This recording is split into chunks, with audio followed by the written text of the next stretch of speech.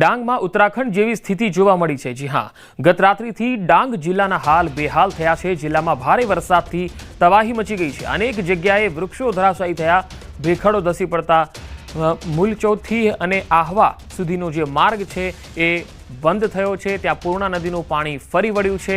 જિલ્લાના અનેક માર્ગો ઓવરટોપિંગને કારણે બંધ થયા છે। લોકોના ઘરો સુધી પાણી પહોંચી ગયું છે અને આ પાણી અંબિકા નદીનું આવી રહ્યું છે। અનેક માર્ગો, લો લેવલ બ્રિજ અને રોડ ધોવાઈ ગયા છે। તો ડાંગમાં ઉત્તરાખંડ જેવી સ્થિતિ જોવા મળી રહી છે।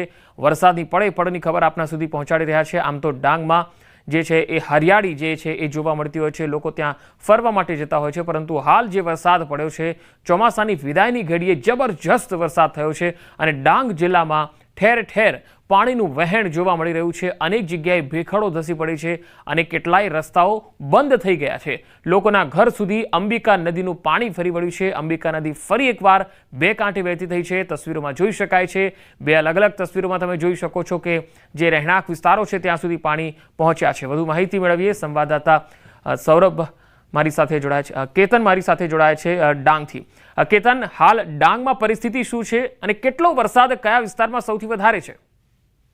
પંકજ, ચોક્કસથી વાત કરું તો ગુજરાતનું ચેરાપુંજી સમાન કહેવાતો ડાંગ જિલ્લો અને ગુજરાતનું ઉત્તરાખંડ કહેવો તો પણ ખોટું નથી, કારણ કે છેલ્લા 24 કલાકની અંદર અવિરત ધોધમાર વરસાદને પગલે આહવા તાલુકાની અંદર 7.5 થી 5 ઇંચ વરસાદ એમ સાર્વત્રિક વરસાદ નોંધાતા જિલ્લાની મુખ્ય 4 નદી અંબિકા, પૂર્ણા, ખાપરી અને ગીરામાં પૂરની સ્થિતિ જોવા મળી છે। ખાસ કરીને વાત કરવામાં આવે તો અંબિકા નદીએ એનું પોતાનું રૌદ્ર સ્વરૂપ ધારણ કરતા વઘઈ તાલુકાના 5 ગામ સુધી પાણી ફરી વળતા લોકોને પારાવાર નુકસાની વેઠવાનો વારો આવ્યો છે। તો બીજી તરફ ખાસ કરીને વાત કરવામાં આવે તો બારખંડિયા ગામની અંદર પણ અંબિકા નદીનું પૂરનું પાણી લોકોના ઘર સુધી પહોંચી જવા પામ્યું છે। તો બીજી તરફ વાત કરવામાં આવે જે વઘઈ અને સાપુતારા માર્ગ જે બ્રિજ ખરાબ હોવાના કારણસર બંધ કરવામાં આવ્યો હતો, જે અંતર્ગત જે વાહનો વઘઈથી આહવા સાપુતારાથી મહારાષ્ટ્રને જોડતા હતા, તો વઘઈ આહવા રોડ ઉપર પણ ઠેર ઠેર વૃક્ષો અને ભેખડો ધસી પડવાના કારણસર હાલ માર્ગ બંધ થઈ જવા પામ્યો છે। એટલે કહેવાય છે કે મહારાષ્ટ્ર સુધી પહોંચવા માટે હવે વૈકલ્પિક માર્ગ વાસદાથી ધરમપુર થઈને જ જઈ શકાય એવી સ્થિતિનું નિર્માણ થવા પામ્યું છે અને માછલી ખાતરનો જે બ્રિજ પણ પાણીમાં ગરકાવ થવા પામ્યો છે। તો બીજી તરફ વઘઈ તાલુકાના બાજ પ્રાથમિક શાળાની દિવાલ પણ ધરાશાયી થવા પામી છે।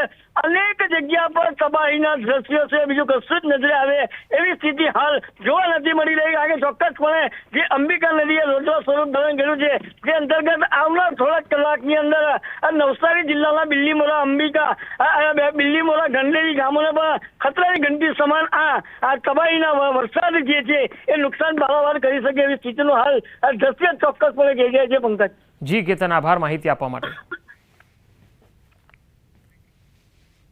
તો ડાંગ જિલ્લામાં ધોધમાર વરસાદ, ઉપરવાસમાં વરસાદને પગલે ડોલવણમાંથી પસાર થતી અંબિકા નદીમાં ઘોડાપૂરની સ્થિતિ જોવા મળી। રસ્તા ઉપર પાણી ફરી વળ્યા છે।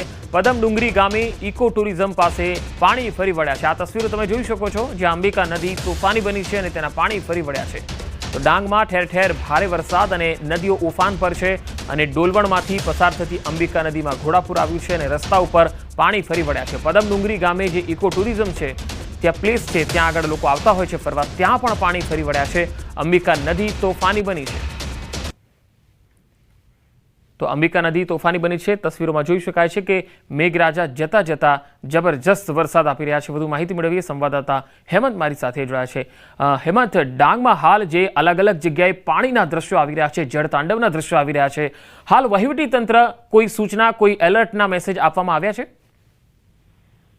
જી પંકજ, આજે ઉપરવાસમાં જે ડાંગ જિલ્લામાં વરસાદને પગલે જે ડોલવણ તાલુકામાંથી જે અંબિકા નદી પસાર થાય છે એમાં ઘોડાપૂરની સ્થિતિ સર્જાય છે અને ખાસ કરીને જે પદમડુંગરી ઇકો ટુરિઝમ છે ત્યાં રસ્તા પર પાણી પડી રહ્યા છે, જેને લઈને ચુનાવાડી તરફ જે રસ્તો હાલ તો અસર થઈ છે, જેને લઈને વાહન વ્યવહાર પણ અસર થવા પામી છે।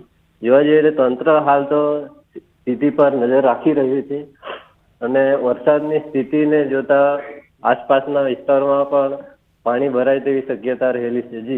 જી હેમંત, આભાર માહિતી આપવા માટે। અને હવે વાત આરાધનાના અવસરની।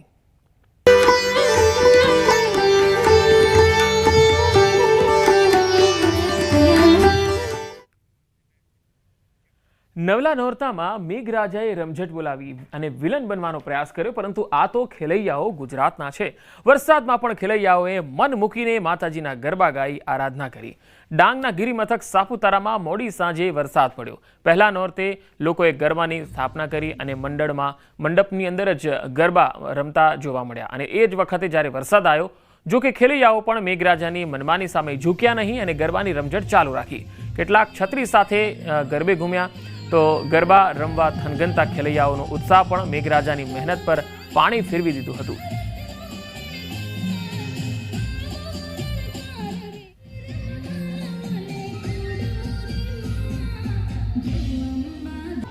તો પહેલા નોરતે વરસીને મેઘરાજા પણ શરમમાં મુકાયા, કારણ કે ખેલૈયાઓનો ઉત્સાહ એટલો હતો કે તેઓ ચાલુ વરસાદે પણ માતાજીના ગરબે ઘૂમ્યા.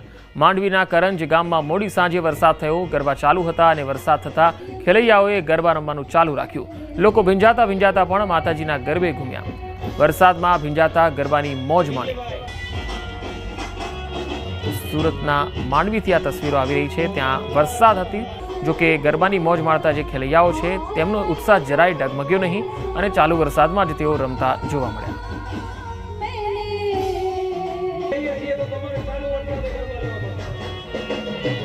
તો વર્ષ દરમિયાન આમ તો કુલ 4 નવરાત્રિ આવે છે, જેમાં આસો સુદની શારદીય નવરાત્રિની ખેલૈયાઓ ભારે આતુરતાથી રાહ જોતા હોય છે. ખેલૈયાઓ ગરબા રમવા શહેરોમાં પાર્ટી પ્લોટોમાં ગરબાનું આયોજન થતું હોય છે, ત્યારે શક્તિપીઠ અંબાજી મંદિરમાં ચાચર ચોકમાં ગરબા રમવાનો આનંદ કંઈક અલગ જ હોય છે.